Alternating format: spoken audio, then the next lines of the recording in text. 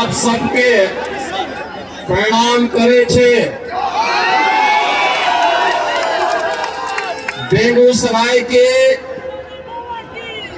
नौलखा मंदिर में विराजमान प्रभु श्री राम और माता मंगलम को कोटि कोटि प्रणाम। भाइयों, बिहार में लालू जी के नेतृत्व में कांग्रेस और लालू जी के राज में बिहार में अराजकता चरम पर पहुंची थी। नक्सलवाद और आतंकवाद सिर चढ़ करके बोल रहा था, गुंडागिर्दी चरम पर थी। और लालू जी आज भी जब भारत डिजिटल युग में प्रवेश कर चुका है, तब भी लालटेन युग में आपको ले जाना चाहते हैं। लालटेन युग में जाएगा बिहार क्या? अब तो डिजिटल युग में जाना है और हम उस डिजिटल युग में प्रवेश कर चुके हैं। इसलिए नए भारत का नया बिहार बनाना है और आत्मनिर्भर और विकसित भारत की संकल्पना को साकार करना है। और इसी के लिए आज मैं आपके पास बेगूसराय की इस पावन धरा पर आया हूं। महान साहित्यकार रामधारी सिंह दिनकर की पावन धरा है। मां गंगा का आशीर्वाद भी है और साहित्य की देवी, ज्ञान के अधिष्ठात्री देवी मां सरस्वती, जिनके स्वर में गूंजती थी, ऐसे महान कवि की इस पावन धरा को कोटि कोटि नमन भी कर लो और आपका आह्वान भी कर लो।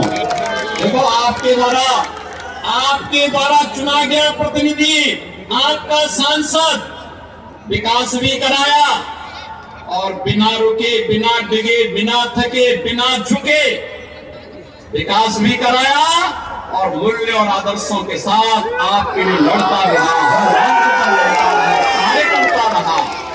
ऐसे प्रतिनिधि बार बार चुने जाने चाहिए। चुने जाने चाहिए कि नहीं चुने जाने चाहिए? चुने जाएंगे ना?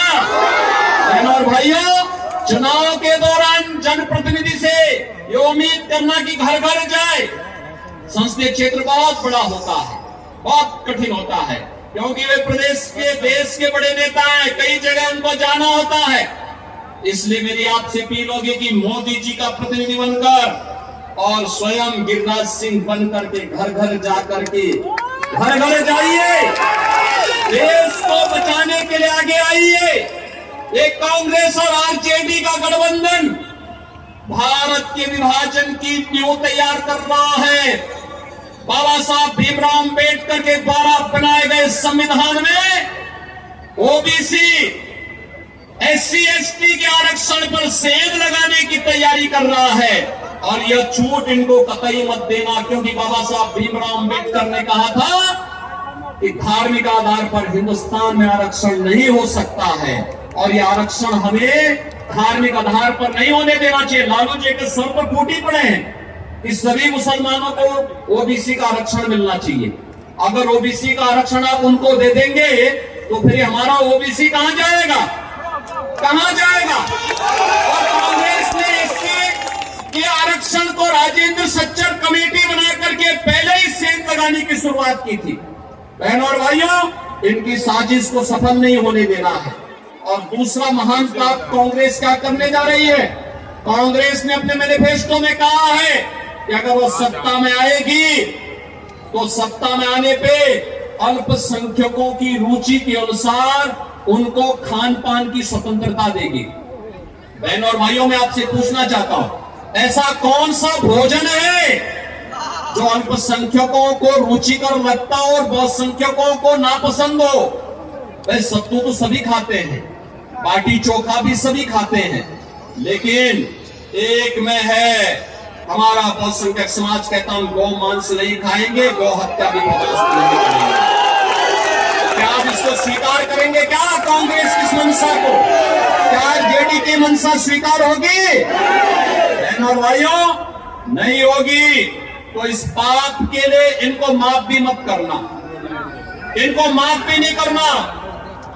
जो लोग रामद्रोही हैं, जो बाबा साहब भीमराव अम्बेडकर के द्वारा बनाए गए संविधान को धार्मिक आधार पर बांटना चाहते हैं, जिन लोगों ने आपको विकास से वंचित किया, जो लोग बिहार में अराजकता के कारण थे, ये चुनाव उनकी जमानत को जब्त करने का एक माध्यम बनना चाहिए। सहमत है? सहमत है?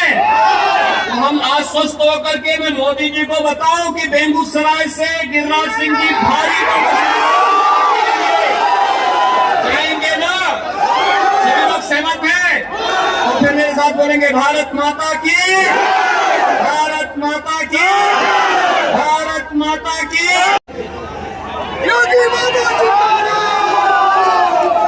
एक जोरदार नारा योगी आदित्यनाथ जिंदाबाद, जिंदाबाद, जिंदाबाद।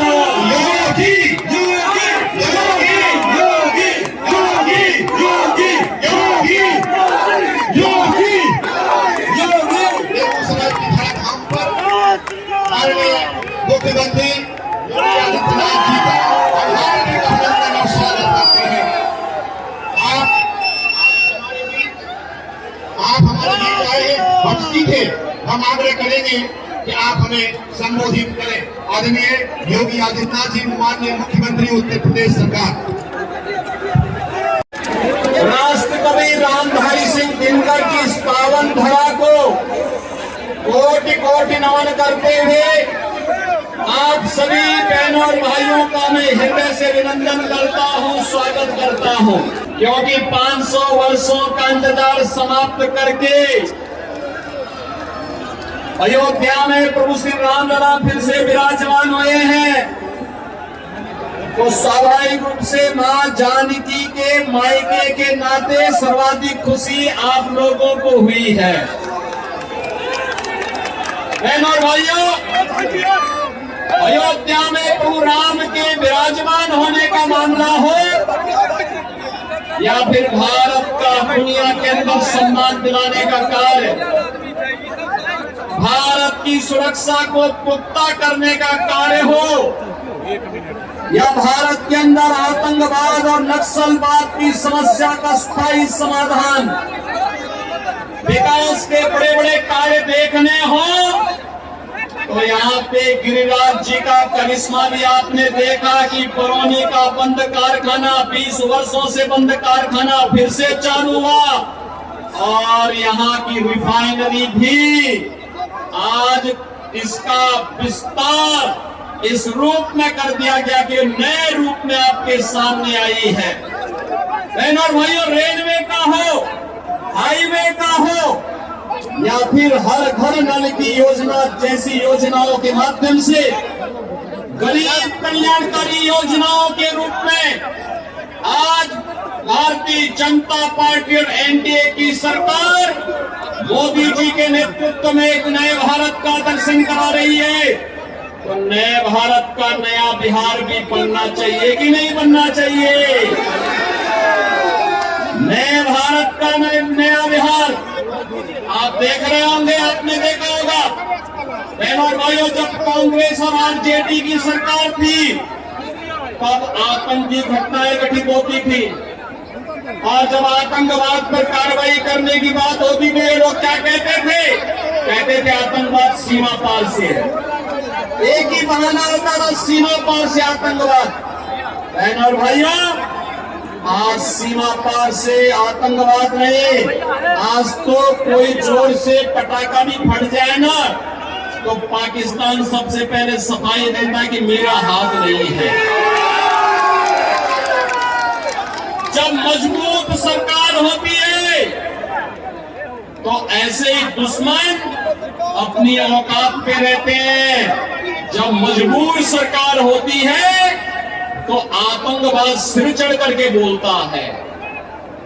आज मोदी जी के नेतृत्व में एक मजबूत सरकार है। बहनों और भाइयों, भारतीय जनता पार्टी आज अपने सहयोगी दल जदयू, लोजपा और अपने अन्य सहयोगी दलों के साथ मिलकर के इस चुनाव में इसलिए आई है कि मोदी जी के नेतृत्व में 10 वर्ष में हमने एक आधार तैयार किया है विकसित भारत का। विकसित भारत की संकल्पना को साकार करने के लिए एक बार फिर से मोदी जी को देश की कमान सौंपने की आवश्यकता है। अब तक 3 चरणों के चुनाव हुए हैं। और देश का सबसे बड़ा राज्य उत्तर प्रदेश है, 80 लोकसभा सीट है। और हमने तो तय किया उत्तर प्रदेश वासियों ने कि 80 की 80 लोकसभा सीट पर कमल खिलाएंगे मोदी जी को। 80 की 80 कमल की मालाओं का हार मोदी जी के गले में पहनाएंगे। और मैं अब तक कह सकता हूं कि कई राज्यों में मुझे जाने का अवसर प्राप्त हुआ, एक ही स्वर गूंज रहा है। और चुनाव तो बहनों और भाइयों बहुत स्पष्ट हो चुका है, राम भक्तों और राम द्रोहियों के बीच में चुनाव जा चुका है।